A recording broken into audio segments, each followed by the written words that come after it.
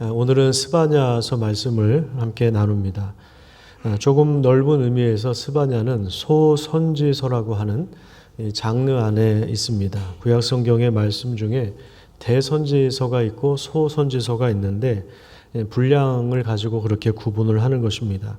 구약 성경 1258페이지를 보면 호세아서가 나옵니다.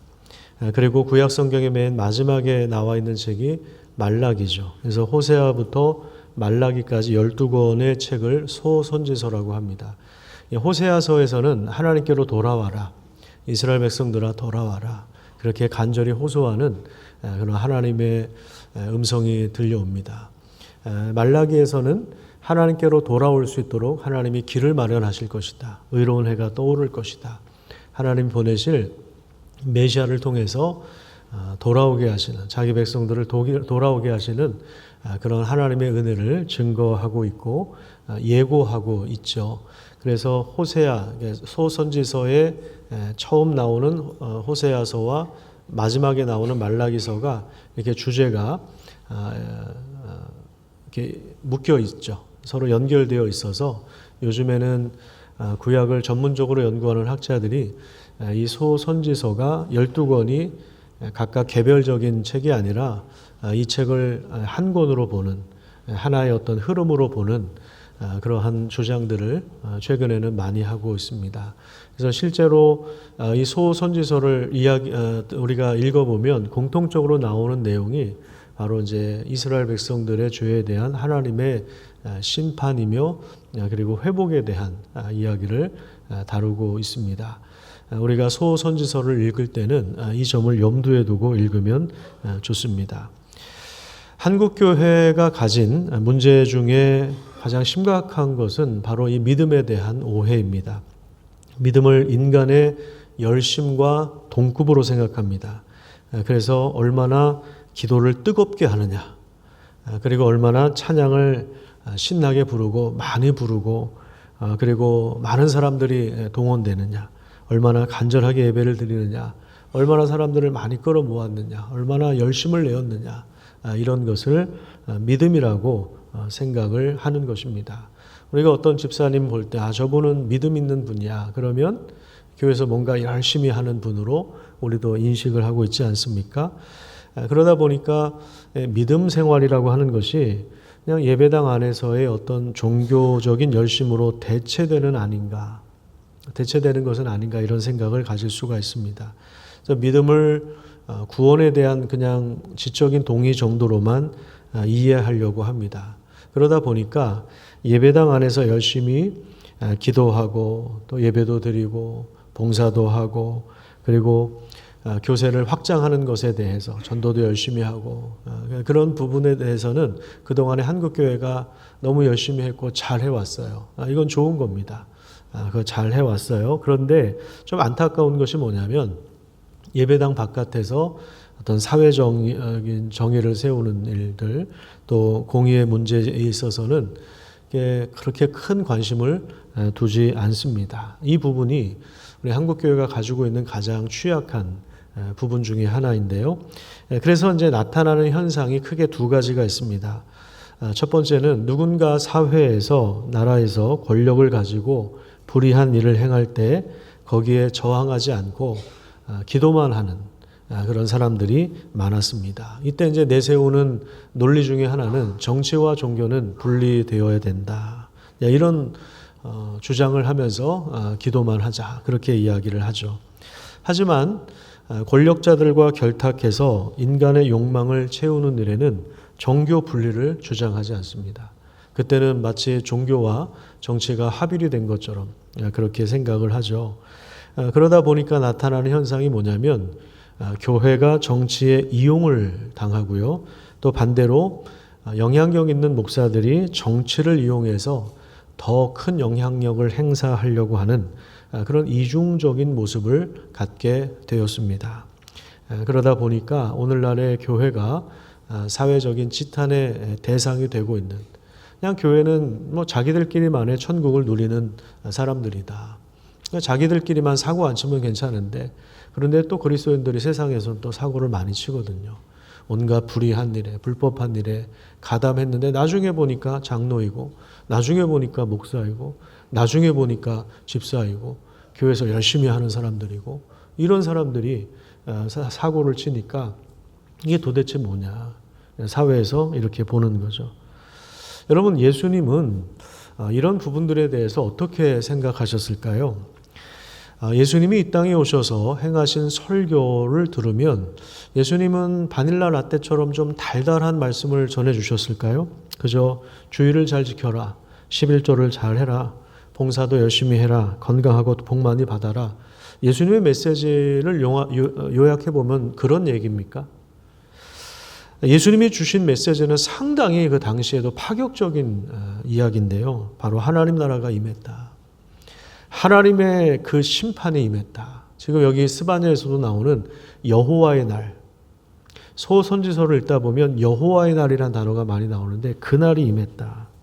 하나님의 심판의 날인데 그래서 회개하고 복음을 믿으라. 이렇게 예수님이 말씀하셨습니다. 예수님은 가난하고 병들고 사회적인 약자들, 예를 들어서 뭐 중풍병자라든지 간음하다 붙잡혀 온 여인이라든지 이런 사람들에게는 용서와 자비를 베풀어 주셨습니다. 하지만 당시 종교와 정치의 기득권을 가지고 그것을 불의하게 사용한 자들에 대해서는 가차없이 독사의 새끼들아, 그런 이렇게 말씀하시면서 분노하셨습니다. 우리가 소예언서를 많이 읽어야 하는 이유는 바로 이 북이스라엘과 남유다 왕국이 멸망한 원인을 여기에서 구체적으로 보여주고 있기 때문에 그렇습니다. 소예언서는 구약성경과 신약성경을 연결시켜주는, 이어주는 역할을 하고요. 그래서 구약의 배경 위에서 이 신약의 성도들이 올바른 믿음 생활을 할 수 있도록 살아갈 수 있는 힘을 제공해 줍니다. 그래서 이런 배경을 가지고 오늘 스바냐서를 함께 보도록 하겠습니다. 1장 1절 말씀을 같이 한번 읽겠습니다. 1장 1절 같이 읽습니다. 시작. 아몬의 아들 유다 왕 요시야의 시대에 스바냐에게 임한 여호와의 말씀이라. 스바냐는 히스기야의 현손이요 아마랴의 증손이요 그다랴의 손자요 구시의 아들이었더라. 우선 눈에 들어오는 단어가 요시야의 시대라는 것입니다. 요시야 왕은 히스기야 왕처럼 율법을 통해서 나라 전체를 개혁하려고 했던 그런 왕입니다. 여러분, 오늘날에도 그렇죠. 무엇인가 개혁이 필요하다, 이런 얘기가 나오는 이유가 무엇입니까?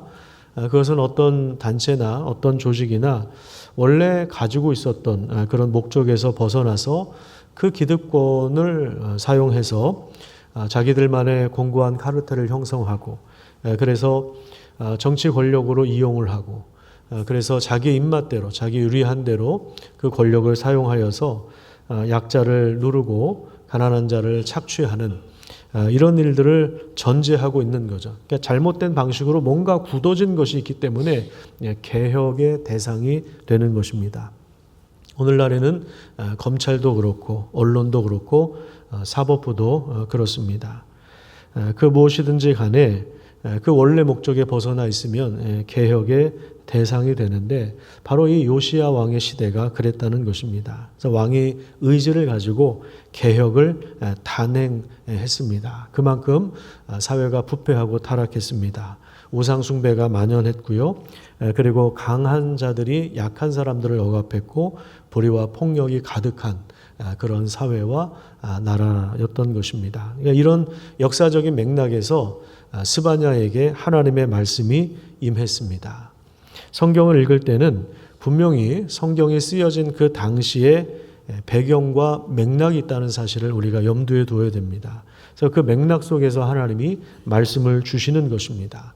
그냥 진공 상태에서 하나님이 갑작스럽게 무슨 환상을 보여주셔서 그렇게 말씀하시는 것이 아니라 그런 사람들은 대부분 다 교주가 됩니다. 나중에 보면 다 자기를 따르라고 하고 자기 앞에 절하라고 그러고 자기한테 다 바치라고 그러고 교주가 되는 건데 분명히 하나님 말씀은 역사적인 맥락이 있어요.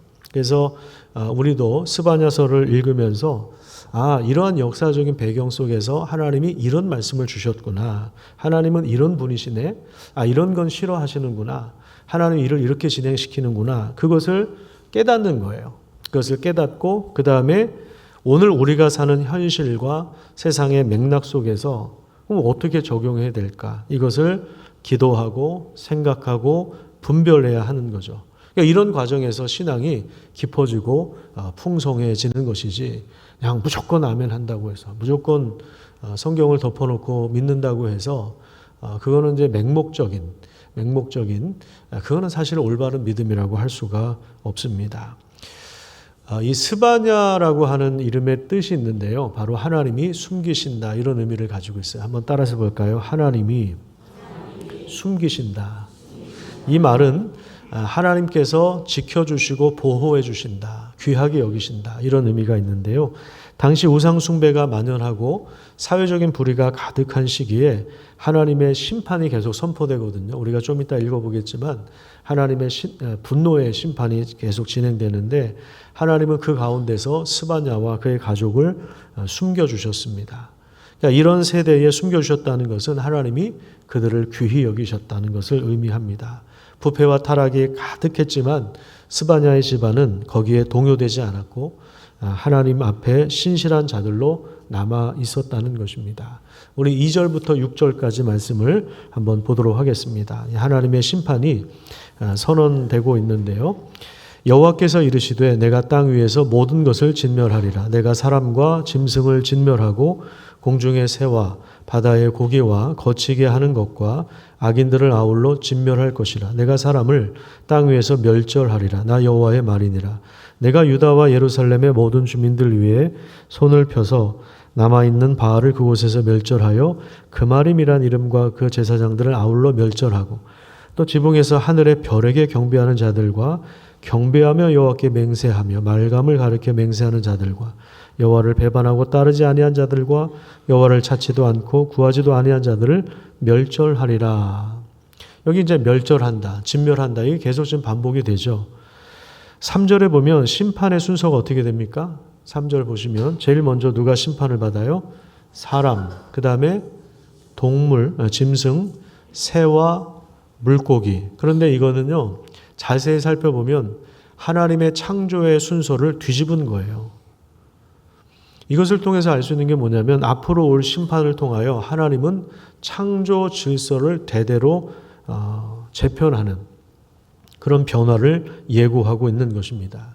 그러니까 인간의 죄는 그냥 윤리도덕적인 흠을 말하는 것이 아니라 피조세계 전체에 영향을 미쳐서 창조 질서를 무너뜨리는 심각한 중대한 행위라는 사실을 우리가 기억해야 됩니다. 4절을 보십시오. 유다와 예루살렘이 심판을 받죠. 왜냐하면 예루살렘 안에서 바알을 숭배했기 때문에 그렇습니다. 여러분 바알은 이제 뭐 하도 많이 들어서 잘 아시죠? 바알은 무슨 신이죠? 바로 비를 내리는 신인데 비를 내린다라고 하는 것은 농경사회에서 경제적인 풍요를 상징하고 있는 것입니다. 그 다음에 그마림을 멸절한다고 했는데 이제 이방신을 섬기는 제사장을 말하는 것이고 그 다음에 별에게 경배하는 자가 있었어요. 그러니까 해와 달과 별, 하늘의 1월 성신을 숭배하는 자들이 있었고요. 지금도 이제 전 세계 나라 곳곳을 보면 이렇게 하늘의 1월 성실에 절을 하는 그러한 모습들을 보게 됩니다. 그 다음에 말감이 나오는데 이것은 이제 암몬 족속의 신을 말합니다. 밀감이 아니라 말감입니다. 네, 그 다음에 여기서 우리가 좀 하나 눈여겨봐야 될 건 뭐냐면 이 이방 신들의 이름 가운데 하나님이 들어가 계시는 거예요. 그러니까 별도 숭배하고 하나님도 숭배하고 바알도 부르고 하나님의 이름도 부르고 말감도 섬기면서 하나님도 섬기는 이러한 짓을 지금 하고 있는 겁니다. 이게 무슨 얘기냐면 여기서 나오는 하나님, 그들이 지금 부르는 하나님은 진짜 성경이 말하는 창조주 하나님이 아니라 우리가 섬기는 하나님이 아니라 그들이 만들어낸 하나님이라는 거예요. 경제적인 풍요와 권력과 힘과 세속적인 욕망을 채워줄 수 있는 그런 신을 말하는 거예요. 오늘날에도 그런 현상들이 일어나지 않습니까? 우리에게 권력과 힘을 가져다 주고 경제적으로 우리를 부하게 한다면, 우리의 욕망을 채워준다면 법당에도 가고 주술도 하고 무당도 만나고 목사도 만나고 통일교 총재 앞에 가서 절도 하고 신천지와 짬짬이도 할 수 있는 것 아닙니까?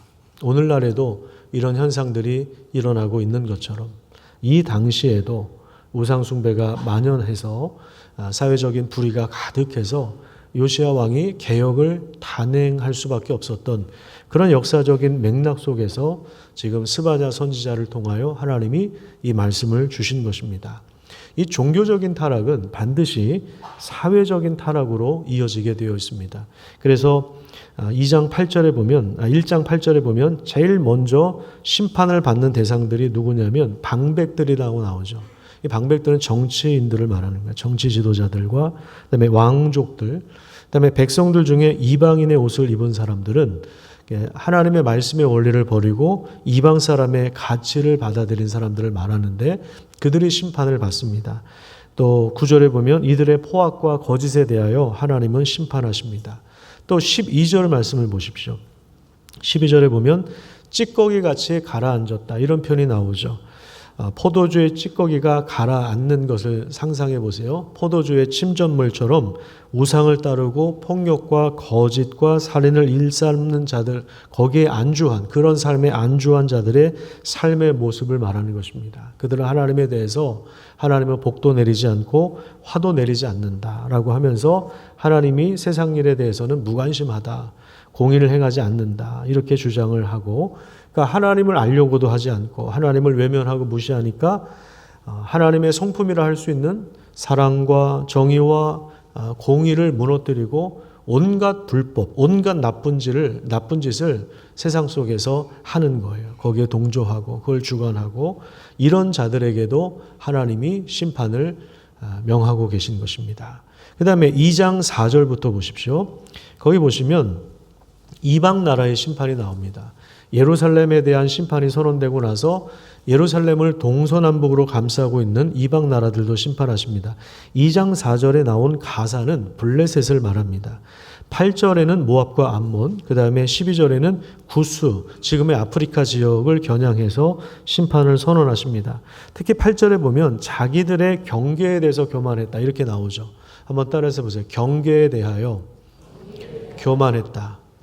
하나님은 각 나라에 경계를 주셨거든요. 거기는 넘지 말아라. 근데 경계에 대하여 교만했다, 이 말은 국경을 침범했다는 거예요. 선을 넘어서 교만하게 행하여 형제 나라들의 그 국권을 침탈한 그 죄를 심판하겠다는 것입니다.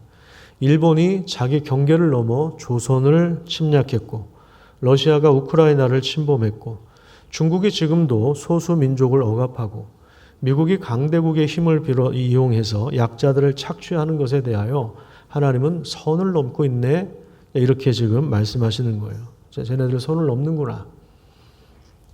그 결론이 뭐냐면 스바냐서 3장 8절입니다. 스바냐서 3장 8절, 거기 맨 마지막에 보면 그 노란 글씨로 나와 있죠. 화면에 보시면 온 땅이 하나님의 불에 소멸될 것이다, 그렇게 말씀하고 있습니다. 온 땅이, 전 지구가 우주적인 재앙이 임할 것인데, 노아의 홍수 때는 물로 심판하셨고 다시는 물로 심판하지 않겠다는 증거로 무지개가 뜨죠. 무지개가 뜬다라고 하는 것은, 그거는 뭐 과학자들이 과학적으로 그걸 설명을 하는데 그냥 하나님의 언약의 표시예요. 다시는 물로 심판하지 않겠다. 그러니까 이제 물로는 심판을 안 하신다고 하셨으니까 이제 뭘로 심판하신다는 거예요? 불로 심판하시겠다, 이 말이에요. 그럼 여기서 우리가 질문을 하나 던져야 됩니다. 온 땅이 하나님의 심판 가운데 있다면, 그러면 우리는 어디에서 소망을 발견할 수 있는가? 우리 어디에서 소망을 발견해야 되는가? 그것은 바로 이 스바냐서 이름의 답이 있는 것입니다. 스바냐 이름의 뜻이 뭐라 그랬습니까? 하나님이 숨겨주신다. 그래요. 하나님의 심판이 진행되는 가운데서도 스바냐처럼 하나님이 숨겨주시고 보호해 주시는 사람들이 있습니다. 이런 사람들을 성경에서는 뭐라고 이야기하냐면 바로 남은 자다. 그렇게 이야기합니다. 한번 따라서 보세요. 남은 자. 남은 자. 우리 교회는 남씨가 많지 않은데 남씨성을 가진 분들이 딸을 낳으면 은자라고 이름을 지으면 좋습니다. 굉장히 성경적인 이름입니다. 본문 8절에 보면 3장 스바냐서 3장 8절에 보면 너희는 나를 기다리라 라고 하셨는데 하나님이 기다리라고 하신 너희가 바로 남은 자들이에요. 오늘 본문 12절과 13절에 보시면 이런 말씀이 나옵니다. 내가 곤고하고 가난한 백성을 내 가운데 어떻게 하신다고요? 남겨두신다. 하나님이 남겨두시는 백성들에게 보호의 은혜를 허락해 주신다는 거예요. 그 다음에 13절에 이스라엘의 남은 자들에 대해서도 말씀하시죠. 하나님이 남겨두신 자들에게 은혜를 주신다는 거예요. 이 사람들은 하나님의 심판을 목격하면서 겸손해진 자들입니다. 고난과 어려움을 함께 감당했죠. 요시야 왕 이후에 나라가 이제 풍지박산이 나고 바벨론이 쳐들어오고 포로로 끌려가고 그러니까 그 고생을 같이 오롯이 겪었어요. 그 과정에서 겸손해지는 거예요. 인간의 한계에 대해서 분명히 인식하고 자기 자신을 더 이상 믿지 않고 하나님 외에 답이 없다는 것을 깨닫고 절대적으로 하나님만을 의존하는 사람들, 이런 사람들이 바로 남은 자들입니다. 남은 사람들은 겸손한 자들인데 겸손이라고 하는 것은 아이고 난 아무것도 못해요. 나는 실력도 없고 나이도 많고 난 아무것도 못해. 이게 겸손이 아니라 겸손이라고 하는 것은 자기 힘으로 살지 않는 사람을 말합니다. 돈이 많은 사람은 돈으로 자기를 증명하고 싶어 하고 지식이 많은 사람은 지식으로 자기를 증명하고 싶어 하고 권력이 많은 사람은 그 권력으로 자기의 힘을 과시하려고 하죠. 그런데 그렇게 하지 않는 사람이죠. 하나님을 의지하는 사람이에요. 하나님의 사랑을 믿음으로 받아들인 사람들입니다. 자기가 가진 것으로 자기를 증명하는 것이 아니라 하나님의 은혜가 있기 때문에 내가 이렇게 숨쉬고 내가 돈도 벌고 내가 권력도 가지고 있고 내가 이렇게 살 수 있습니다 라고 고백하는 사람들, 하나님이 주신 그 은혜에 대하여 그것을 자기를 증명하는 도구로 사용하지 않는다는 그 사람이 바로 겸손한 사람입니다. 겸손한 사람. 그래서 이 겸손한 사람은 믿음으로 하나님의 사랑을 받아들일 뿐만 아니라 삶 속에서 믿음을 실제로 드러냅니다. 그러니까 그 믿음이라고 하는 것이 삶 속에서 분명하게 열매로 드러나게 되어 있습니다. 그것이 뭐냐면 바로 이 땅 가운데 참된 사랑과 정의와 공의를 행하는 것입니다. 우리가 성경을 읽을 때 공의라는 단어가 굉장히 많아요. 의라고 번역이 되기도 하고 공의라고 번역이 되고 어떤 때는 정의라고 번역이 되기도 하는데 이게 여러 가지 의미가 있습니다. 예를 들어서 우리가 영어 단어를 하나를 공부를 해도 영어 단어 하나에 하나의 뜻만 있는 경우도 있지만 여러 가지 의미가 있는 게 있잖아요. 그래서 문맥에 따라서 상황에 따라서 그 단어가 여러 가지 해석이 할 수 있는 것처럼 성경에서 원어로 공의라고 하는 단어가 몇 개가 있어요. 그걸 번역하는 과정에서 어떤 때는 정의라고 하고 공의라고 하고 의라고 해서 이게 좀 우리가 개념이 헷갈리는데 특히 이제 구약 성경에 공의라는 단어가 굉장히 많이 나오거든요. 공의라는 단어는 일단 이렇게 정리하시면 될 것 같아요. 하나님의 성품이다 이렇게 보십시오. 그리고 율법에 담겨 있는 것이고 그러니까 율법이 지향하는 목적이 바로 공의예요. 하나님의 의로우심을 말하는 것입니다. 그렇게 정리를 하십시오. 아예 이건 그냥 암송하세요. 공의는 바로 하나님의 의로우심, 하나님의 뜻, 하나님의 계획. 그래서 하나님의 뜻이 이웃과 사회와 나라 가운데 실현되는 것. 이것이 바로 공의예요. 하나님의 사랑을 믿음으로 받아들였다면 우리가 그 은혜에 응답해서 그 하나님의 뜻을 이 땅에서 펼치는 거예요. 이웃과의 관계 속에서 펼치는 거예요. 우리가 사업하는 그 현장에서 펼치는 거예요. 공무원이라면 나라 일을 하는 가운데서 펼치는 거예요.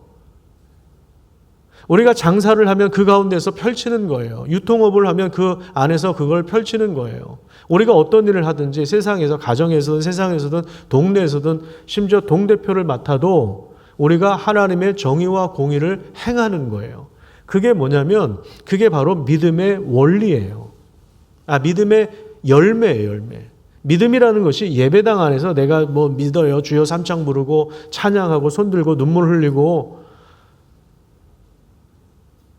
그걸로 그 사람의 믿음을 판단할 수 없어요. 진짜 믿음은 열매로 드러나는데 그게 어디서 나타나냐면 세상에서 드러나는 거예요. 그러니까 교회에서 열심히 한다고 그 사람의 믿음이 좋을 수도 있지만 그렇지 않을 수도 있어요. 믿음은 누구한테 인정받는 게 진짜냐면 목사 앞에서 인정받는 것이 아니고요. 믿음은 자기 집에 가서 자기 아내가 인정하는 게 진짜 믿음이고, 자기 남편이 인정할 때, 자기 자식이 인정할 때, 자기 상사가 인정할 때, 자기 부하 직원이 그게 진짜 믿음이에요. 왜? 다 보거든요, 거기서는. 집에서는 다 보거든요. 교회에서는 목사 그냥 잠깐 보여주는 거, 그거는 누구나 다 할 수 있는 거예요. 연애할 때는, 청년들 연애할 때는 보여주고 싶은 것만 보여줄 수 있죠. 교회에서도 보여주고 싶은 것만 보여줄 수 있다고요. 목사는 그것만 보고 저분이 믿음이 좋네라고 생각했는데 나중에 보니까 가정에서는 엉망이야. 목사들도요, 언제 견적이 나온다고 그랬죠? 목사들이 언제 견적이 나오냐? 목사들끼리 모였을 때 견적이 나오는 게 아니라 부인들하고 같이 만날 때 그때 견적이 나와요. 제대로 된 견적은 그때 나오는 겁니다. 자식들하고 같이 만나면 그때 이제 완전히 나타나는 거고요. 자기가 사는 삶의 자리에서 그때 견적이 나오는 거예요. 믿음의 견적은 거기에서 나오는 거예요. 교회에서 뭐 기도 많이 한다고, 찬양 열심히 부른다고, 뜨겁게 기도한다고, 그거는 물론 그렇게 해야 돼요. 봉사도 열심히 하고 하셔요. 그렇게 해야 되는 거예요. 그런데 그 믿음의 열매가 드러나야 그게 진짜 믿음인 거지. 예수를 믿는 국회의원은 정말 자기 지역구에 속한 사람들이 이런 어려움이 있고 이런 불편함이 있고 이걸 좀 개선해야 되겠다. 그럼 입법 활동을 하는 거죠. 예수 믿는 검사는 어떻게 해야 돼요? 정말 중대한 범죄를 저지른 사람들에 대해서는 철저하게 수사하는 거죠. 자기한테 뇌물 바치면 죄를 없애주고, 자기 정적이면 없던 죄도 막 부풀리고 만들어내고, 그게 무슨 예수 믿는 검사입니까? 예수 믿는 거 아니에요, 그거는. 교회에서 아무리 뭐 장로, 목사, 권사 직분을 받았어도 그거는 예수 믿는 게 아니에요. 뭐 죄송합니다. 이렇게 좀 심하게 얘기해서 너무 죄송합니다. 가짜예요, 가짜.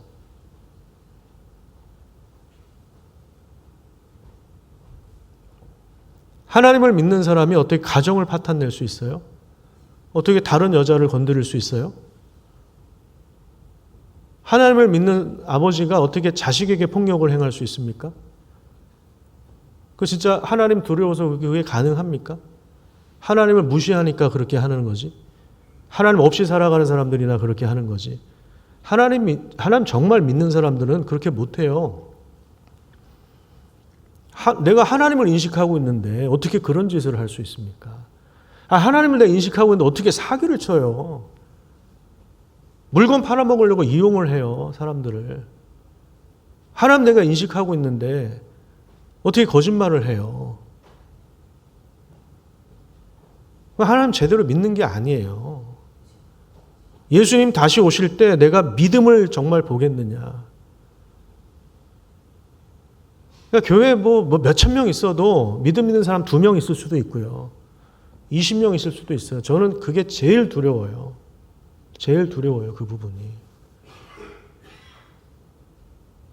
정말 회심하고 하나님 인식하고 살고 하나님을 경외하고 하나님 앞에 엎드리는데 어떻게 바알의 이름을 같이 부를 수가 있어요? 하나님을 정말 믿는데, 저는 가끔 그런 생각해요. 내가 정치인이라면 뭐 대통령이라고 합시다. 그럴 일은 없으니까 그냥 그럽시다. 내가 대통령이 됐어요. 내가 하나님을 믿어요. 뭐 믿음으로 되는 거 아니야. 난 대통령 못 돼요. 근데 제가 대통령을 생각해 보세요. 내가 교회 다니는 집사인데 내가 대통령이 됐어. 근데 대통령이라고 해서 내가 법당에 가서 그 앞에 무릎을 꿇고 절을 할 수 있겠습니까? 통일교 가서 내가 큰 절을 할 수 있겠습니까? 아무리 표가 중요하다고 하지만, 아무리 여론이 중요하다고 하지만 내가 그럴 수 있을까? 근데 그렇게 하잖아요. 그게 무슨 그리스도인이냐고. 가짜예요, 가짜. 정말 진짜 회개하고 돌아오지 않으면 그 사람 제가 볼 때 남은 자가 아닙니다. 하나님의 은혜를 받은 자가 아닙니다. 그냥 심판 가운데 멸망할 자들이지 진짜가 아니에요. 2장 3절을 같이 한번 읽어보도록 하겠습니다. 2장 3절. 하나님께서 요구하시는 신앙이 뭔가 같이 한번 읽어볼게요. 시작. 여호와의 규례를 지키는 세상의 모든 겸손한 자들아, 너희는 여호와를 찾으며 공의와 겸손을 구하라. 너희가 혹시 여호와의 분노의 날에 숨김을 얻으리라. 겸손한 사람들, 하나님이 은혜를 베풀어 주셔서 남은 자들이 말씀을 받아들이고 그 말씀을 통해서 진실한 공동체를 형성하고 그리고 세상에 공의를 행하는 것이죠. 하나님은 그 남은 자들을 통해서 이 땅을 새롭게 하시는 거예요. 그러면 그 남은 자들이 오늘날에 누구입니까? 바로 구약의 선지자들이 오시리라 예언한 메시아를 우리의 주님으로 받아들인 사람들, 예수님을 나의 주님으로 받아들인 사람들. 내 예수님 믿겠다는 거는 그냥 옵션을 하나 다는 게 아니라 그랬죠. 액세서리 하나 다는 게 아니라 그랬죠. 뗐다 붙였다 하는 게 아니에요. 예수님이 나의 주님이십니다. 그 사상을 가지고 사는 사람들이죠. 그 사람들이 누구예요? 오늘날 교회인 거죠. 교회 왔다 갔다 하는 것이 아니고요. 교회예요. 교회. 그냥 교회. 그 사람이 교회예요. 이 남은 자들에게 주어진 복이 뭐냐면 3장 14절부터 보세요. 3장 14절부터 보면 이렇게 말씀하고 있습니다. 시온에 따라 노래할지어다.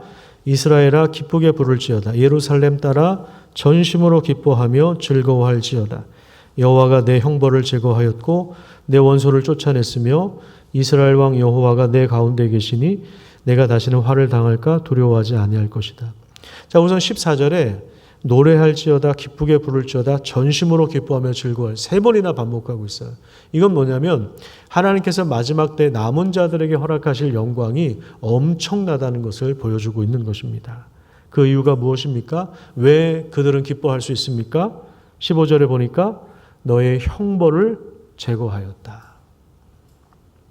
원래 하나님의 진노 가운데 같이 심판을 받을 수밖에 없었는데 하나님이 그 형벌을 제거해 주셨다는 거예요. 내 원수를 쫓아냈고 진정한 왕이 너와 함께 계시기 때문에 기뻐할 수 있다고 이야기하는 것입니다. 그 다음에 17절 말씀해 보시면 같이 한번 읽어보겠습니다. 17절 시작. 너희 하나님 여호와가 너희 가운데 계시니 그는 구원을 베푸실 전능자이시라.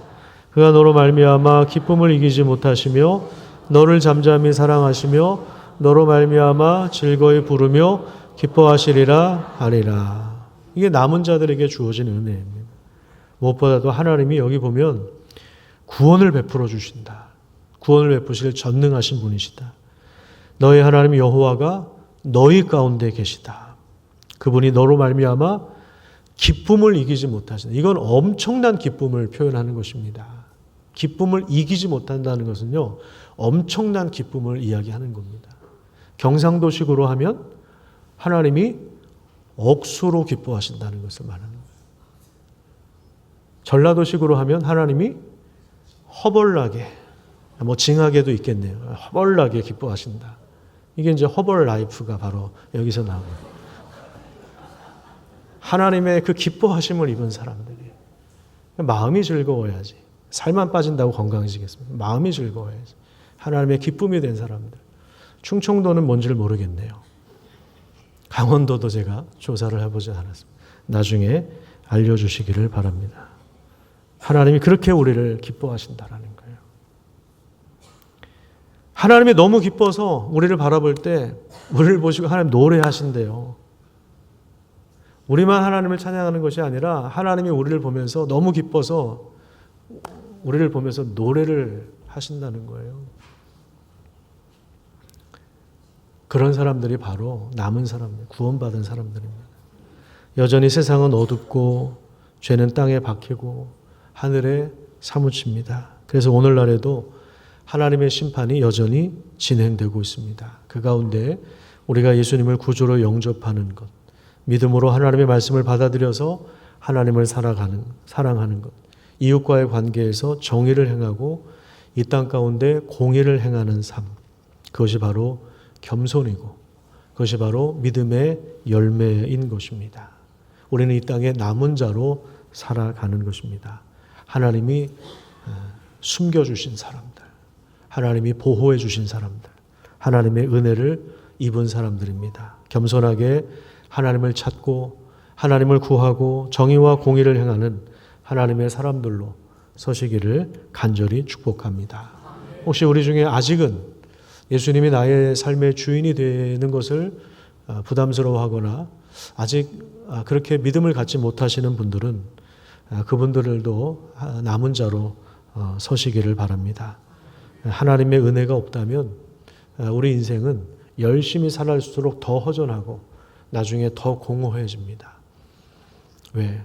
우리는 하나님을 예배하도록 지으심을 받았기 때문에 정말 하나님을 만나지 않으면 우리는 하나님 외에 뭔가를 계속해서 찾을 수밖에 없는데 거기에서 참된 안식을 발견할 수 없기 때문에 그런 것입니다. 예수님을 구주로 영접하는 귀한 은혜가 있기를 간절히 축복합니다.